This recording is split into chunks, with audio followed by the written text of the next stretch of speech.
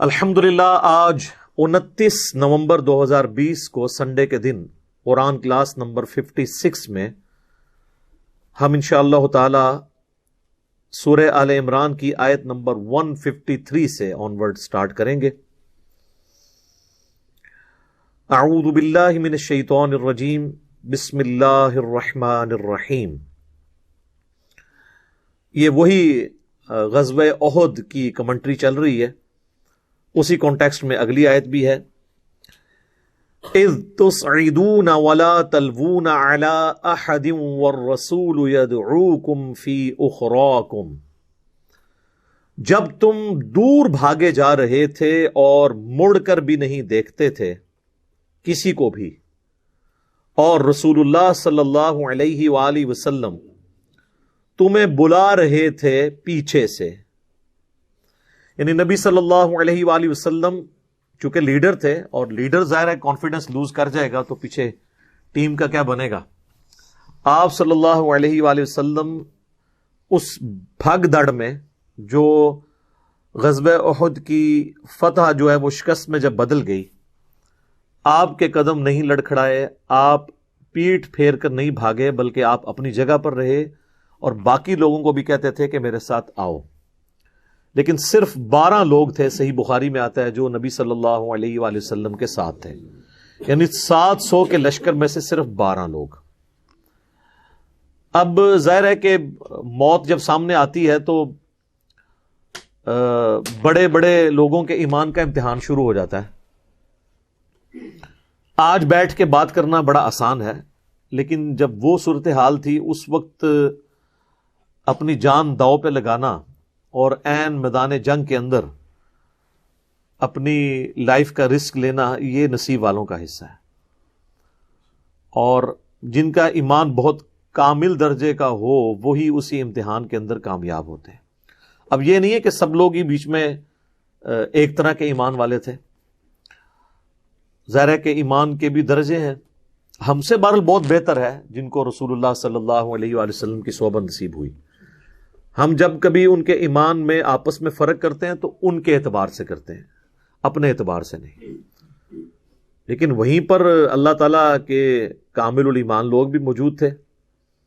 صحیح بخاری اور صحیح مسلم دونوں میں آتا ہے، سہل ابن سعد الساعدی جو سابقون الاولون میں سے ہیں، بدری اصحاب میں سے، وہ کہتے ہیں کہ اللہ کی قسم میں جانتا ہوں کہ احد کے دن جب نبی صلی اللہ علیہ وآلہ وسلم کو زخم لگا تو کون آپ کے زخموں کو دھوتا تھا اور کس نے آپ کی مرہم پٹی کی اس میدان جنگ میں۔ ظاہر ہے کہ وہ سب سے زیادہ تو کفار کا جو زور تھا وہ اسی بات پہ تھا کہ آپ صلی اللہ علیہ وآلہ وسلم کو نقصان پہنچایا جائے، تو آپ علیہ السلام کے ساتھ آخری وقت تک جو لوگ رہے وہ انہی لوگوں نے ہی مرہم پٹی کرنی تھی میدان جنگ کے اندر۔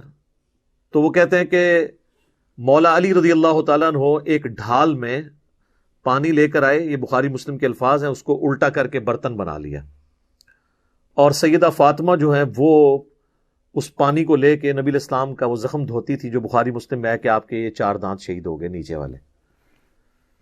اور جب خون نہیں رکتا تھا تو انہوں نے ایک کاٹن کا کپڑا جلایا اور اس کی راکھ اس خون کے اوپر رکھی زخم پہ، تو وہ پھر رک گیا۔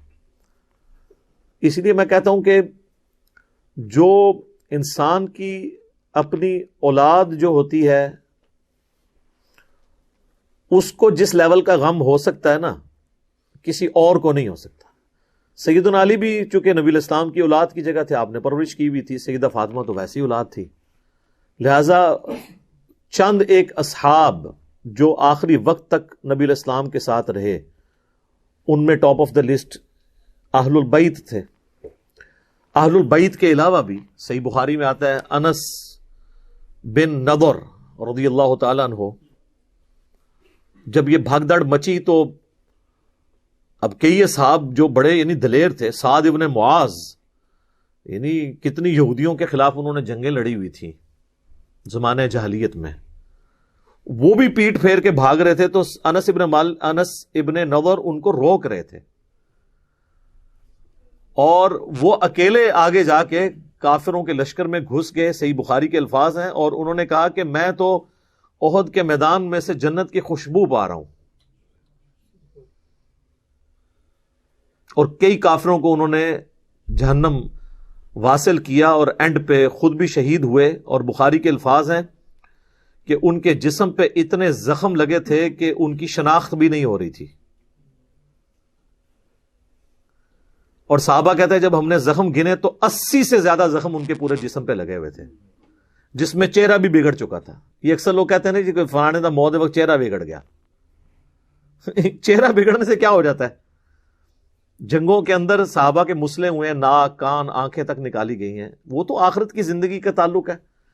دنیا میں کسی کا چہرہ بگڑ گیا، کسی کی لاش کے چیتھڑے اڑ گئے، اس سے یہ تو نہیں ہوا کہ وہ کوئی مطلب اولیاء اللہ میں سے نہیں ہے. ضروری ہے اولیاء اللہ وہی ہوں جو پوری زندگی آپ کو تو درباروں میں بھیجتے رہیں اور آخری وقت میں جب بیمار ہوں تو آغا خان میں داخل ہوں، وہاں پہ مہنگا علاج کروائیں، اور اس کے بعد وہ کہتے ہیں جی چہرہ بڑا نورانی سیدھی لگتا ہے ستے نے. ظاہر ہے کوئی عام بندہ بھی آپ نے اس کو کبھی سوئی ہوئی حالت میں تو نہیں دیکھا ہوتا. مجھے بتائیں جتنی بھی سیلیبریٹیز ہیں چاہے علماء میں سے ہوں یا کوئی اور، ان کو آپ نے کبھی سوئی ہوئی حالت میں دیکھا ہے؟ یا جب وہ تازہ تازہ نہا کے نکلتے ہیں تو آپ نے کبھی دیکھا ہے؟ وہ تو اب کسی بندے کو بھی نہلائیں اور اس کو پیارے سا اس کو کنگھی شنگی کر دیں اور اس کا چہرہ صاف کریں تو وہ لگتا ہے کہ لگتا سی اینجی ستے ہیں، تو اینجی لگنا ہے. اس میں کیا مطلب تعلق ہے؟ عجیب لوگ وہ اسی طرح، وہ جس کو بھی آپ دیکھیں اسی طرح ہی لگتا ہے. ٹھیک ہے جی، چہرہ نورانی تھا. ظاہر ہے وہ اب نلا دھلا کے آپ نے ان کو رکھا ہے تو وہ اس طرح ہی نظر آئیں گے. ہاں ایک 1.5-2 ہفتہ پیارا رہنے دو باہر تے پھر پتہ لگ جائے گا کہ انہاں کو نورانی ہے. تو بس یہ صرف باتیں بنی ہیں. تو انس بن نضر رضی اللہ تعالیٰ عنہ کی لاش کو ان کی بہن نے پہچانا، ان کے جسم میں ایک تل تھا اس کے ذریعے. بس وہ تل انہوں نے لوکیٹ کیا، ادروائز نہ چہرہ پہچانا جاتا تھا. 80 سے زیادہ زخم تھے اور وہ شہید ہوئے. اسی طریقے سے صحیح بخاری میں آتا ہے کہ حضرت سعد ابن ابی وقاص، جنہیں سعد ابن مالک کہا جاتا ہے، ان کو حضور علیہ السلام دعائیں دے رہے تھے کہ سعد تجھ پہ میرے ماں باپ قربان، تو تیر چلا. اور مولا علی کہتے ہیں میں نے اپنی زندگی میں سعد ابن مالک، جنہیں سعد ابن ابی وقاص بھی کہتے ہیں، ان کے سوا کسی اور شخص کے لیے نہیں حضور سے سنا کہ میرے ماں باپ تجھ پہ قربان. اسی طریقے سے صحیح بخاری میں آتا ہے سیدنا طلحہ جو تھے وہ اپنے ہاتھوں کے اوپر تیروں کو روک رہے تھے، ان کا ایک ہاتھ شل ہو گیا تھا.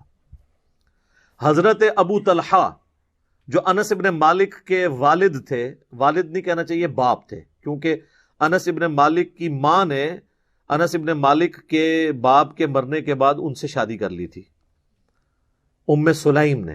ام سلیم وہی صحابی ہیں جو بخاری مسلم میں آتا ہے حضور کا پسینہ جمع کرتی تھی خوشبو کے طور پہ. تو ان کے جو خامن تھے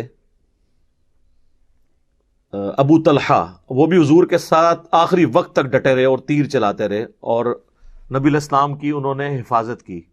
اللہ تعالیٰ نے ایک ذریعہ بنایا ظاہر ہے. تو یہ لوگ بھی موجود تھے کہ جو آخری وقت تک ڈٹے رہے. لیکن اسی میں ظاہر ہے مس ہینڈلنگ بھی ہوئی. صحیح بخاری میں ہی آتا ہے کہ اہل مصر میں سے ایک شخص مدینہ شریف آتا ہے حج کے موقع پر، مکہ یا مدینے میں، اور وہ کہتا ہے کہ جی تم میں جو کوئی بڑا شیخ ہے میری ملاقات ان سے کرواؤ اصحاب میں سے. تو لوگ ایک شخصیت کی طرف اشارہ کرتے ہیں، عبداللہ بن عمر کی طرف. تو وہ عبداللہ بن عمر سے کہتا ہے کہ حضرت مجھے یہ بتائیے، یہ صحیح بخاری میں 2-3 جگہ پہ یہ حدیث موجود ہے.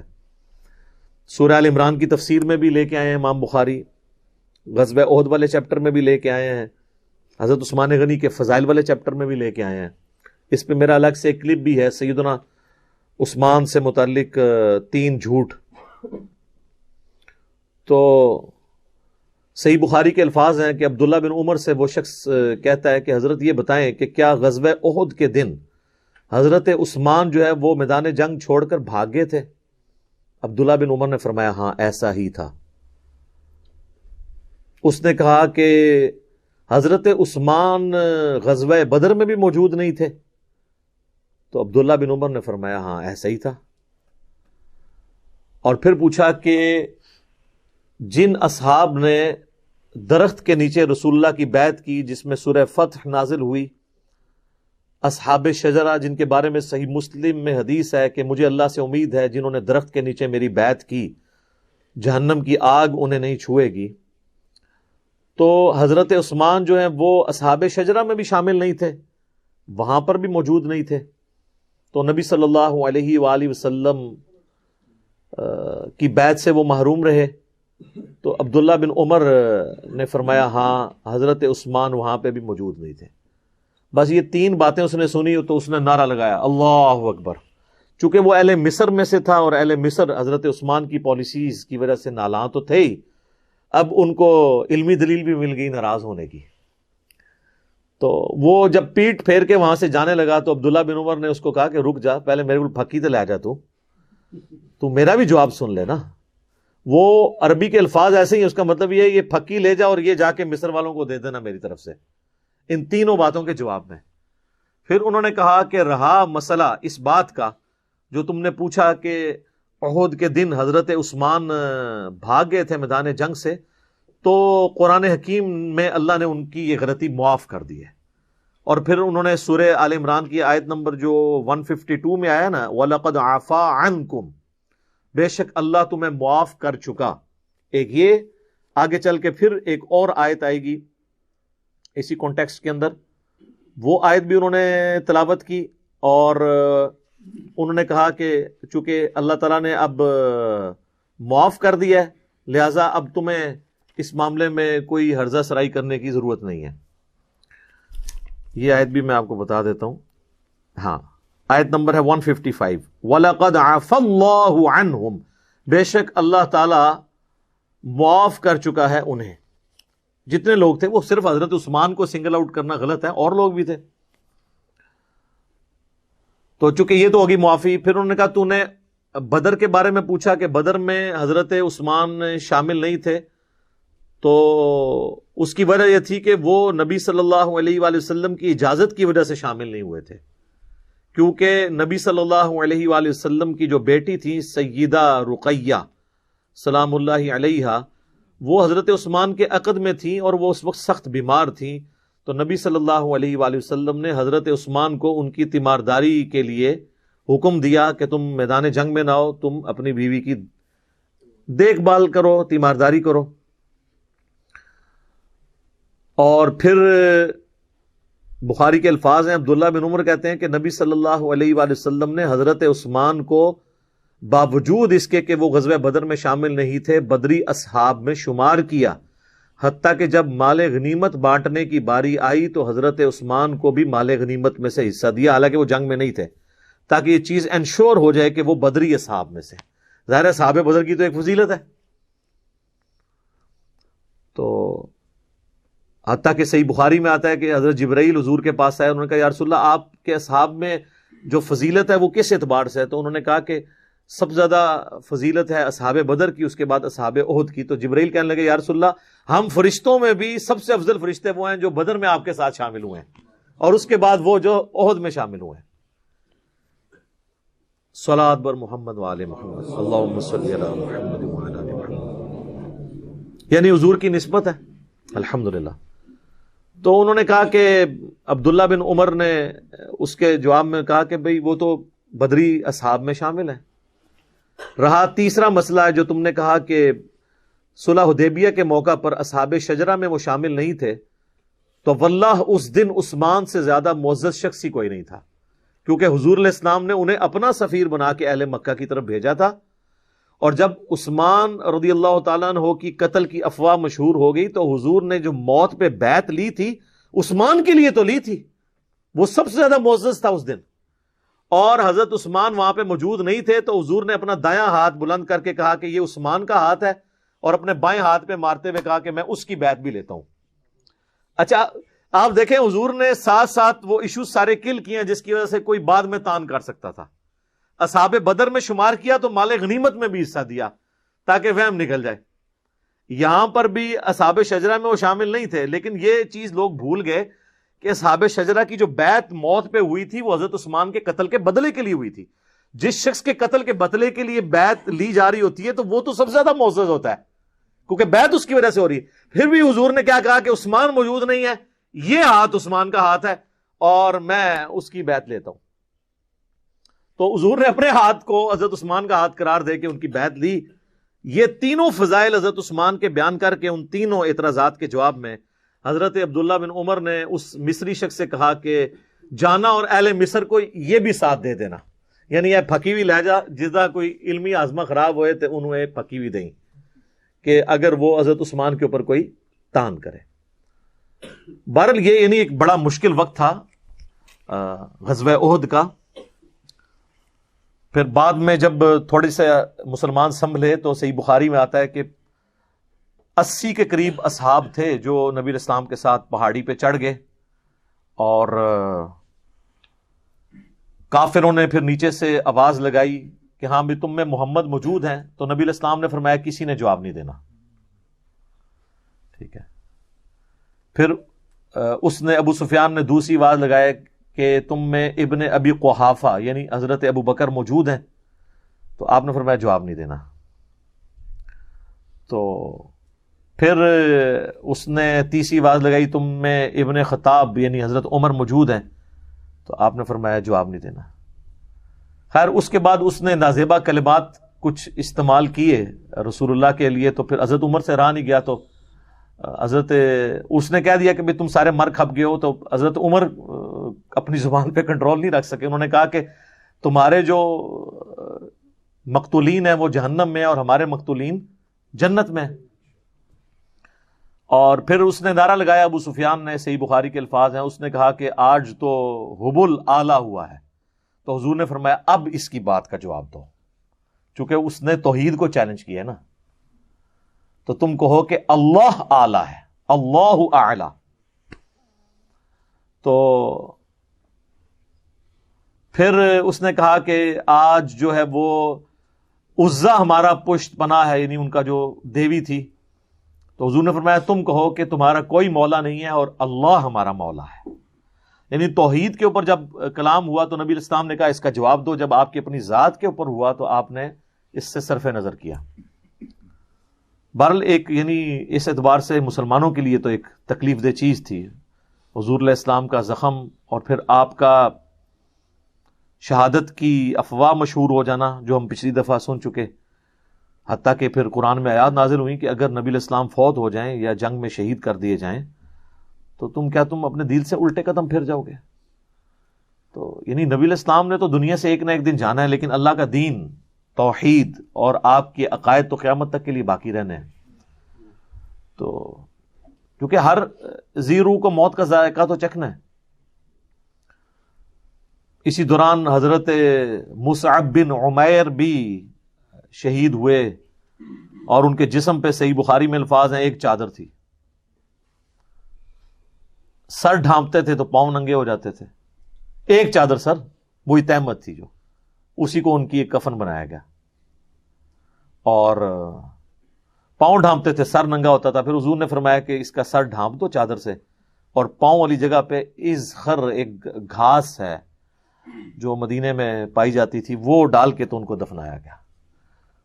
اور یہ اتنی تکلیف دہ چیز تھی صحابہ کے لیے کہ بعد میں جب رومن اور پرشین امپائر گری ہیں اور صحابہ نے یعنی خوشحالی کا دور دیکھا ہے، سپر پاور ہونا انجوائے کیا ہے، تو وہ ان چیزوں کو بھلاتے نہیں تھے. صحیح بخاری میں حدیث ہے کہ عبد الرحمن بن عوف روزے کی حالت میں تھے. افطاری کا وقت قریب آیا تو ان کے لیے جب کھانا لا کے سامنے رکھا گیا تو انہوں نے غزوہ احد کو یاد کرنا شروع کر دیا. کتنی پرانی بات. اور کہا کہ اللہ کی قسم مصعب بن عمیر مجھ سے افضل تھا، لیکن احد کے موقع پہ جب ہم دفنا رہے تھے تو چادر بھی پوری نہیں تھی ہمارے پاس. وہ اسی کا سپرسی میں گیا، ہم اسے کفن بھی نہیں دے سکے، غربت کا ہمارا یہ عالم تھا. اور پھر کہا کہ حمزہ بن عبد المطلب وہ مجھ سے افضل تھے، لیکن وہ احد میں شہید ہو گئے. اور پھر کہنے لگے کہ ہم لوگ پیچھے بچ گئے ہیں، ہمیں تو یہ ڈر لگا رہتا ہے کہ وہ تو اللہ کی جنتوں میں پہنچ کے کہیں ایسا نہ ہو کہ اللہ نے جو آخرت میں ہمیں دینا ہے ہمیں دنیا میں نہ دے دیا ہو، کیونکہ وہ لوگ تو کامیاب دنیا سے چلے گئے اور ہمارے لیے اللہ تعالیٰ نے دولت کے خزانے کھول دیے. اور پھر رونا شروع کر دیا، حتیٰ کہ وہ تابعین کہتے ہیں کہ حضرت عبد الرحمن بن عوف نے کھانا بھی اس دن نہیں کھایا، افطاری یعنی سامنے رکھی ہوئی تھی، وہ کھانا بھی بھول گئے۔ صحیح بخاری اور مسلم میں آتا ہے حضرت ابو ہریرہ کے بھی سیم اسی طرح کا واقعہ، ان کے سامنے ایک بھنی ہوئی بکری لا کے رکھی گئی، ان کا حضور تو پوری زندگی اس حالت میں رہے کہ آپ پہ فاقے تھے اور ہم لوگ یہ کھا رہے ہیں، تو انہوں نے وہاں کھائے بغیر ہی وہاں سے اٹھ کے۔ اور پھر صحیح بخاری مسلم کے الفاظ ہیں، حضرت ابو ہریرہ کہا کرتے تھے کہ رسول اللہ نے ہمیں فرمایا تھا ان قریب دنیا کے خزانے تم پہ کھول دیے جائیں گے، مجھے یہ خطرہ نہیں تم میرے بعد بھوکے مرو، لیکن مجھے یہ خطرہ ہے کہ دنیا کے دہانے تم پر کھول دیے جائیں گے مال و دولت کے، اور پھر تم دنیا کی محبت میں ایک دوسرے کو قتل کر کے تباہ و برباد ہو جاؤ گے جس طرح اگلے لوگ۔ اور پھر کہا کہ مجھے لگتا ہے کہ رسول اللہ صلی اللہ علیہ وآلہ وسلم جو کہہ کے گئے تھے آج دنیا کے خزانے ہم پر کھول چکے ہیں، محنتیں ان کی تھیں اور آج تم ان کا پھل کھا رہے ہو۔ تو وہ ہر وقت اس چیز کو انالائز کرتے تھے، کیونکہ احد کے شہداء پہ تو وہ خطبہ ہے بخاری اور مسلم کا کہ نبی صلی اللہ علیہ وآلہ وسلم نے اپنی وفات سے 1 مہینہ پہلے، عقبہ بن عامر کہتے ہیں کہ غزوہ احد کے شہداء پہ دوبارہ سے نماز جنازہ پڑھی 8 سال کے بعد، 3 ہجری میں غزوہ احد ہوا تھا، اور آپ نے اپنا ممبر جو ہے نا وہ وہاں پہ لگوایا، قبرستان کے اندر ممبر لگوایا، یعنی چونکہ آپ کا الوداعی خطاب تھا تو آپ نے یعنی بڑی، اب یہ حجۃ الوداع کے بھی بعد کا واقعہ ہے، یعنی وفات سے 1 مہینہ پہلے، بخاری مسلم کے الفاظ ہیں۔ اور عقبہ بن عامر کہتے ہیں یہ میں نے آخری دفعہ حضور کی زیارت کی تھی ممبر پہ، اس کے بعد آپ فوت ہو گئے۔ تو آپ نے فرمایا کہ لوگوں میں تمہارا پیش رو ہوں، ان قریب تمہیں مر کے اپنے رب کے حضور پیش ہونا ہے، مجھے اپنے بعد تم سے یہ ڈر نہیں ہے کہ تم بھوکے مرنے لگو یا تم شرک کے اندر مبتلا ہو جاؤ، یعنی مجھے کانفیڈنس ہے کہ میں نے جتنی تمہاری تربیت کی ہے نا اب تم توحید نہیں چھوڑو گے، البتہ مجھے ڈر ہے کہ تم دنیا کی محبت میں پڑ جاؤ گے اور اس کی وجہ سے ایک دوسرے کو قتل کرو گے اور پھر تم بھی اسی طریقے سے تباہ و برباد ہو جاؤ گے جس طرح اگلے لوگ تباہ و برباد ہو گے۔ تو یہی ہوا، آپ دیکھ لیں جنگ جمل صفین نہروان جو ہے وہ آپ کے سامنے ایک واضح چیز موجود ہے اس حوالے سے۔ باقی اس حدیث کا یہ جو جز ہے نا، مجھے تم سے شرک کا خدشہ نہیں ہے، اور یہ صحابہ کی خصوصیت کو عمومی خصوصیت کے طور پہ لوگ پیش کرتے ہیں اور پورا شرک کرنے کے باوجود بھی کہتے ہیں شرک ختم ہو چکا ہے۔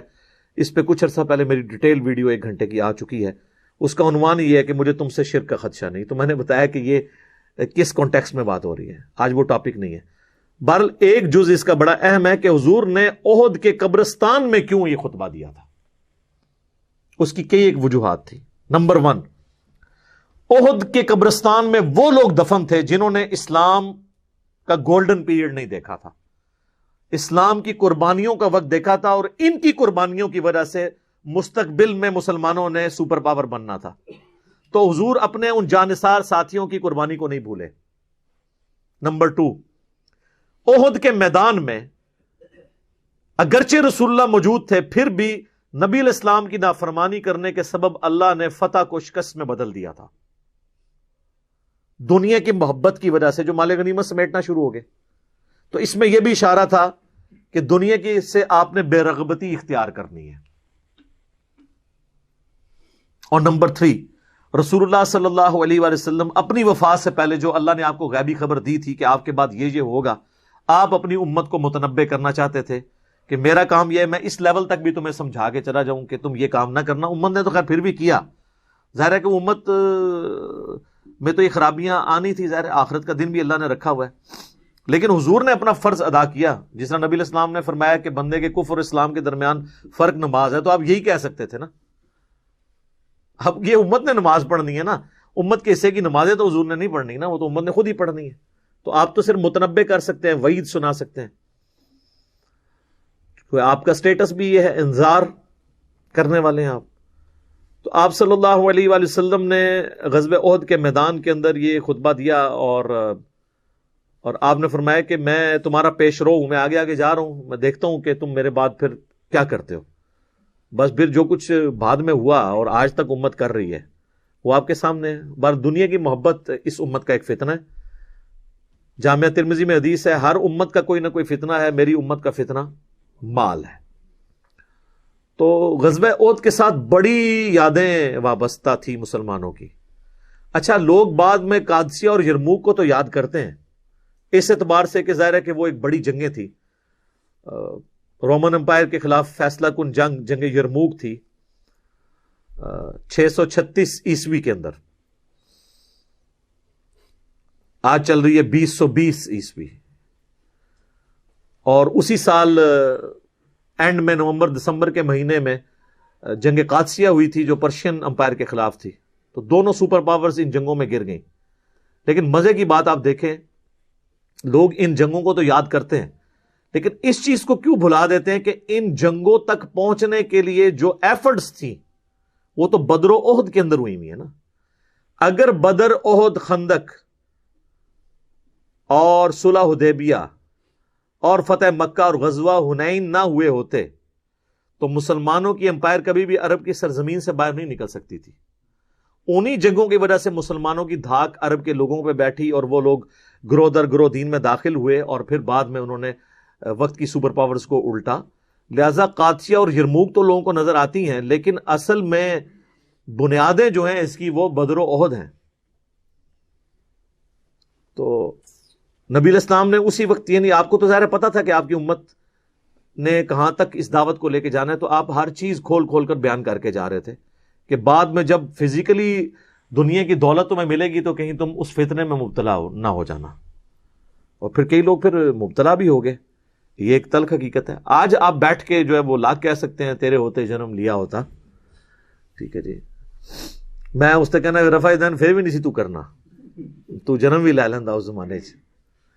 ظاہر ہے جی معاشرے سے ٹکرانا بڑا مشکل کام ہے، بات کرنا آسان ہے نا. تو اس پہ ایک میرا کلپ بھی ہے، تیرے ہوتے جنم لیا ہوتا، جس میں میں نے وہ صحیح مسلم کی حدیث بیان کی تھی. آپ صحیح مسلم میں جا کے نا غزوہ خندق والا چیپٹر کھول لیں تو آپ کو یہ حدیث مل جائے گی. حذیفہ ابن یمان رازدار رسول جو حضور علیہ السلام کے قریبی ساتھیوں میں سے بھی تھے، ان کے سامنے چند تابعین نے کہا کہ حضرت کتنے آپ خوش نصیب ہیں، حضور کا آپ نے دور پایا ہے، کاش ہم بھی اس زمانے میں ہوتے تو جس طرح آپ نے حضور کے ساتھ جنگیں کی، آپ کے ساتھ مل کے آپ نے دین کا کام کیا، ہم بھی کرتے. تو حضرت حذیفہ نے کہا یہ اتنا آسان کام نہیں ہے، اس طرح کے دعوے نہ کرو، آج یہ بات کرنا آسان ہے نا. تو نبی صلی اللہ علیہ وآلہ وسلم کے مبارک زمانے میں انہوں نے کہا میں تمہیں ایک واقعہ صرف سناتا ہوں کہ غزوہ خندق کے موقع پہ سخت سردیوں کی رات تھی. تو حضور علیہ السلام نے ندا دی اصحاب میں کہ کون ہے جو جا کے کافروں کی جاسوسی کرے ایک سخت رات کے اندر اور جنت میں اللہ کے نبی کا پڑوس حاصل کر لے. اللہ اکبر، ہاں سبحان اللہ. اوتے کو نہیں کھلوتا. دوسری دفعہ آپ نے اناؤنسمنٹ کی، کوئی نہیں کھڑا ہوا. تیسری دفعہ اناؤنسمنٹ کی، کوئی نہیں کھڑا ہوا. سب یہی کہتے خود ہی حضور کسی کی ڈیوٹی لگا دیں، اتنی سخت سردیاں اور پھر کافروں کے تیروں کا اندیشہ بھی تھا. حتیٰ کہ بخاری مسلم میں آتا ہے کہ آپ علیہ السلام کی نماز عصر اور مغرب قضا ہو گئی تھی، اسی میں عشاء کے وقت میں جا کے آپ نے نمازیں پڑھی کیونکہ وہ سامنے سے تیر آتے تھے. تو ظاہر ہے جو رات کو اگر یہاں سے کوئی جاسوسی کے لیے جاتا تو وہاں بھی تو ان کے ایجنٹ کھڑے ہوئے تھے. تو 3 دفعہ آپ نے اناؤنسمنٹ کی، چوتھی دفعہ آپ نے فرمایا حذیفہ. تو حضرت حذیفہ کہتے ہیں میں نے دل میں سوچا لو جی اب میں مارا گیا، میری ڈیوٹی لگ گئی. اچھا یہ ان کی سچائی تھی، انہوں نے بتا دیا. یہاں تو لوگ ایکٹنگ کرتے ہیں نا جی. میں تو آج تک جناب میں تو گل منہ تے کرنا، آج تک کسی بندے نو سنا ہے جو جھوٹے تے جھوٹے نو بھی وہ کہے کہ میں پیچھے گل کرنا تکیہ کلام ہے کر دے رہا، میں تو منہ تے گل سیدھی کری دی جی. اچھا تو حضرت حذیفہ کہتے ہیں کہ حضور نے جب بلایا تو مجھے کہا جاؤ. ان کا میں تو پھر اب انکار تو نہیں کر سکتا تھا، تو حکم آ گیا. پہلے تو ایک آپشن بھی تھا بچنے کا. کہتے میں اپنی جگہ سے اٹھا اور میں دل میں سوچ رہا تھا کتنی ٹھنڈ بار اور اس حالت میں جاؤں گا. کہتے ہیں اللہ کی قسم جب میں اپنی جگہ سے اٹھا مجھے یوں لگا مجھے کسی نے نا کوئی کمبل اڑا دیا ہے نہ نظر آنے والا، اور میں ایک گرم حمام میں داخل ہو گیا ہوں. یہ معجزہ ظاہر ہوا. اور کہتے ہیں میں سخت سردیوں کی رات میں اسی طریقے سے باہر چلا گیا، جا کے میں نے جاسوسی کی. اور کہتے ہیں کہ ایک لمحہ آیا کہ ابو سفیان میرے ایک تیر کے نشانے پہ تھا، تو میں نے کوشش کی کہ میں اس کو ادھر ہی مار دوں. لیکن مجھے حضور کی بات یاد آئی، آپ نے بھیجتے وقت کہا تھا کہ دیکھنا کسی پہ تیر نہیں چلانا، کوئی نواں ماز نہ کھول کے آ جائیں، ایک کام نہ کریں. تو کہتے ہیں پھر میں رک گیا، ابھی حضور نے منع کیا. ظاہر ہے پھر رات کو جنگ چھڑ جاتی، پھر ایک نیا. ظاہر ہے یہ دیکھیں ڈسپلن تو نہیں لوز کرنا نا، جو لیڈر ہے اس کے اس مشورے کو لے کے چلنا ہوتا ہے جس طرح وہ کہتا ہے. کہتے ہیں میں خیر واپس آیا، کہتے ہیں جیسے میں حضور کی مجلس میں داخل ہوا تو یہ تھرو آؤٹ ایک نہ نظر آنے والا ایک گرمائش والا کمبل جو نظر نہیں آ رہا تھا، جس سے مجھے ٹھنڈ نہیں لگ رہی تھی. جیسے میں اپنا وہ کام پورا کر کے حضور کو آ کے پوری مخبری کی کہ یہ اس وقت وہ تیر کمان رات کو بیٹھ کے تیز کر رہے ہیں، اتنے لوگ ہیں، اتنے یہ ہیں، آگے حضور صلی اللہ علیہ وسلم کو خبر دی. تو جیسے ہی میں فارغ ہوا تو مجھے پھر ٹھنڈ لگنا شروع ہو گئی. تو حضور علیہ السلام نے اپنی مبارک چادر مجھے اڑا دی. تو یہ وہ پوری حدیث ہے، تیرے ہوتے جنم لیا ہوتا. تو یہ کہنا آسان ہے میرے بھائی، بڑا مشکل ہے. یہ غزوہ احد میں بھی یہ وہی لوگ تھے جنہوں نے حضور کے ہوتے ہوئے جنم لیا تھا، لیکن دیکھ لیں 700 میں سے صرف 80 بندے حضور کے ساتھ رہ گئے تھے. اور جب بھگدڑ مچی اس وقت تو 80 بھی نہیں تھے، 12 تھے. خیر بعد میں پھر ہمت دکھائی، صحیح بخاری میں آتا ہے، قرآن میں بھی آگے چل کے اس کا اشارتاً ذکر آئے گا. ابو سفیان نے کہا کہ بھی آج ہم نے بدر کا بدلہ لے لیا ہے، ہم تو جاتے ہیں واپس. خالد بن ولید نے کہا نہیں، ان کا کام ختم کر کے ہی جاؤ. اس نے کہا نہیں، ضرورت کوئی نہیں ہے. اللہ نے روب ڈال دیا نا. پھر حضور علیہ السلام نے 80 کے قریب اصحاب، جن میں حضرت ابوبکر، عمر، عثمان و علی اور صحابہ بھی موجود تھے، ان کا لشکر کافروں کے پیچھے روانہ کیا. یہ بھی خطرہ تھا کہ یہ یہاں سے چلے جائیں، پھر آدھے راستے سے واپس آ جائیں، پھر اٹیک کر دیں. پیچھے بھیجنے کا تھا کہ ان پہ ڈیٹرنس بھی رہے، اور وہی ڈیٹرنس رہی. اور نبی علیہ السلام کی اس آواز کے اوپر لبیک کہا انہوں نے. اور حضرت عبداللہ ابن زبیر جو تھے نا، ان کی خالہ رکھتی تھی نا سیدہ عائشہ. تو حضرت عائشہ حضرت عبداللہ ابن زبیر کی ہمت بندھانے کے لیے کہا کرتی تھیں کہ تمہارے دونوں باپ جو تھے نا حضور کی اس آواز کے اوپر لبیک کہنے والے تھے. دونوں باپ کون؟ پھر انہوں نے نام بھی بتایا کہ حضرت زبیر اور حضرت ابو بکر، کیونکہ عبداللہ ابن زبیر کے جو والد تھے وہ زبیر تھے، اور نانا جو تھے وہ ابو بکر تھے. حضرت عائشہ کی بڑی بہن اسما بنت ابی بکر کے بیٹے تھے نا عبداللہ ابن زبیر. تو یعنی کامل الایمان مومن بھی تھے اپنی جگہ. بہرحال حضور علیہ السلام کو اس میں جو ہے وہ بعد میں آگے چل کے آیات بھی آ جائیں گی کہ آپ نے اب بھی ان کے ساتھ صرف نظر کرنا ہے، آپ نے ان کے ساتھ سخت رویہ نہیں رکھنا. اللہ نے ان کو معاف کیا ہے، اور یہ آپ کی نرمی ہے کہ یہ آپ کے گر جمع ہے. ٹھیک ہے، وہ آیات بھی آگے چل کے آ جائیں گی. تو یہ میں نے ساری تمہید اس لیے باندھی تاکہ آپ کو یہ بات سمجھ آ جائے.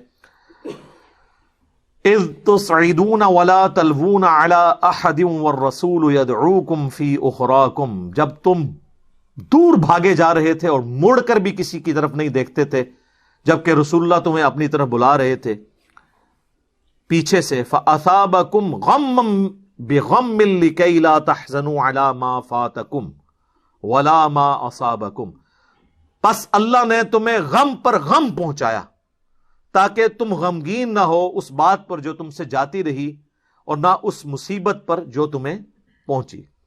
اسی آیت کے تحت وہ شعر کہا گیا نا، مشکلیں پڑی اتنی کہ آساں ہو گئیں. غم پر غم اللہ نے ڈالا. شکست کا غم تھا نا، اس غم کو بھلانے کے لیے اس سے بڑا غم ان پہ ڈال دیا کہ حضور کی قتل کی افواہ مشہور ہو گئی. تو صحابہ تو اور غمگین ہو گئے، پھر ان کو اپنے زخم بھی بھول گئے، اپنے مرے ہوئے رشتہ دار بھی بھول گئے کہ حضور فوت ہو گئے. تو اللہ فرماتا ہے کہ یہ ہم نے کیا تاکہ غم پر غم ڈلے اور تمہارے لیے مشکلیں سہنا آسان ہو جائے. واللہ خبیر بما تعملون، اور اللہ تعالی خبردار ہے، جانتا ہے جو کچھ تم